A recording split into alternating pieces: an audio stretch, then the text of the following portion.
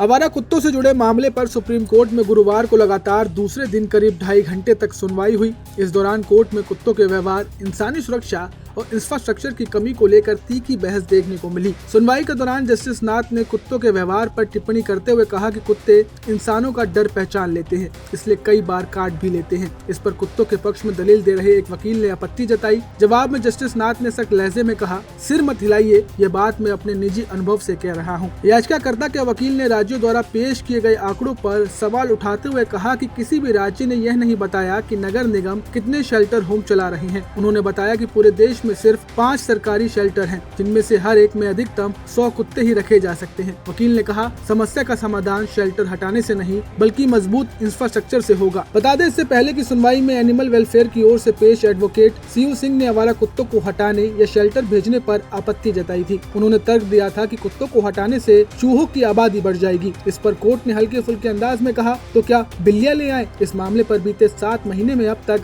6 बार सुनवाई हो चुकी है। पिछले साल नवंबर में सुप्रीम कोर्ट ने स्कूलों, अस्पतालों, बस स्टैंड, स्पोर्ट्स कॉम्प्लेक्स और रेलवे स्टेशनों से आवारा कुत्तों को हटाने का आदेश दिया था और उन्हें निर्धारित शेल्टर में शिफ्ट कराने को कहा था। चलिए अब आपको सुनवाई के दौरान हुई 6 अहम बातों के बारे में बताते हैं। याचिकाकर्ता के वकील ने कहा कि पालतू कुत्ते का मालिक होता है, लेकिन आवारा कुत्ते का कोई मालिक नहीं होता। ये सीधे तौर पर राज्य की जिम्मेदारी नहीं है। हालांकि वैक्सीनेशन जैसी जिम्मेदारी राज्य की होती है। ABC नियम ऐसे हों कि आम नागरिक सुरक्षित महसूस कर सके। कुत्तों को हटाने के पक्ष में दलील देते हुए एक वकील ने कहा कि अदालत के आदेश सिर्फ संस्थानों तक सीमित नहीं होने चाहिए, बल्कि रिहायशी इलाकों पर भी लागू होने चाहिए। कुत्तों की काउंसलिंग संभव नहीं है, लेकिन उनकी देखभाल करने वालों को समझाया जा सकता है। इसके बाद हर डॉग लवर या NGO को याचिका दायर करते समय तय राशि जमा करनी होती है। इसे हटाने की मांग पर कोर्ट ने कहा, अगर ये शर्त न होती तो कोर्ट में पंडाल लगाना पड़ता। कुत्तों की प्रभावी मॉनिटरिंग के लिए उनकी गिनती जरूरी है, जो आखिरी बार साल 2009 में हुई थी। सिर्फ दिल्ली में उस समय 5.6 लाख आवारा कुत्ते थे।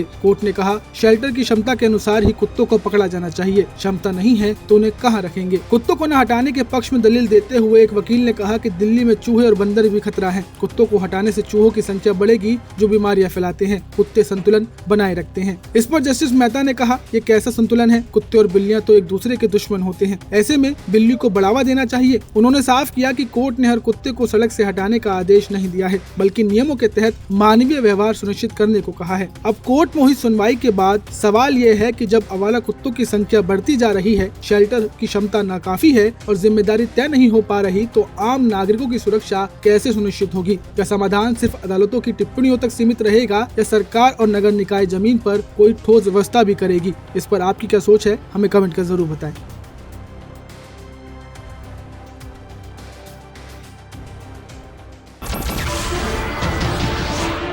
नमस्कार, मैं हूं मानक गुप्ता।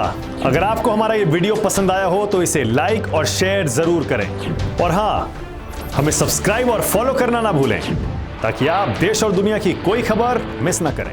तो जुड़े रहिए हमारे साथ और देखते रहिए News 24।